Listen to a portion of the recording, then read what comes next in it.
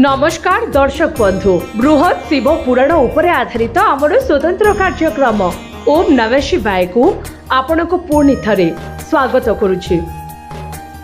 हिंदू धर्म रे समुदाय 18टी पुराण रहिछि, सेथिरे शिव पुराण अन्यतम अटे। शिव पुराण रे एभली पाप विषय रे कुहा जाइछि जहा मनुष्य अजनतरे करिथाय एवं एहार दंड भोगिथाय। शिव पुराण अनुसार मनुष्य को एभली भूल करिबा उचित नुहे। एभली करिबा द्वारा भगवान शिवंकर आपणक उपरे केबे मध्य कृपा दृष्टि पड़ी न थाए। एही कारण जोगु लोके एभली भूल करी शिवंक कृपारु वंचित होई जांती। तेबे कली जुगरे धर्मर केवल 1/4 अवशेष वंचित रहिछि।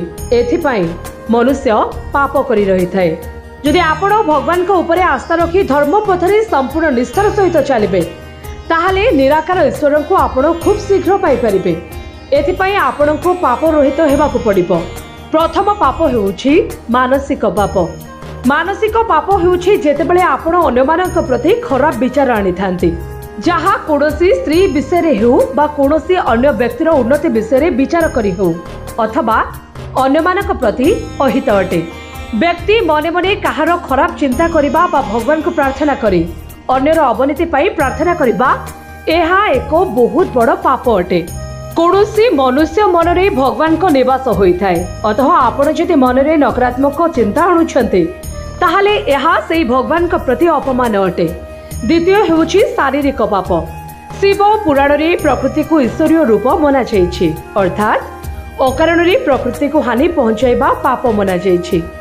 गछ काटिबा, पशु मानकर हत्या करिबा एही सबु शारीरिक पाप मध्य जाउछि। एहा छडा पाद तले छोट छोट जीवजंतु को दली देबा पाप मना जाइछि। तेणु महात्मा भूमि रे पाद रखिबा क्षणी क्षमा मागी थांती, तांकर आचरण द्वारा काहाकू कष्ट होई न थाए। तृतीय पाप हेउछि निंदा करिबा, अर्थात शिव पुराण अनुसार कलिजुग रे सबुठारु बड़ पाप हेउछि निंदा करिबा। मनुष्य को काहार निंदा करिबा उचित नुहे। व्यक्ति को जानी रखिबा उचित जे सामने रे थिबा व्यक्ति निंदार पात्र अटे कि नाही, एहाकू बड़ पाप मना जाइछि।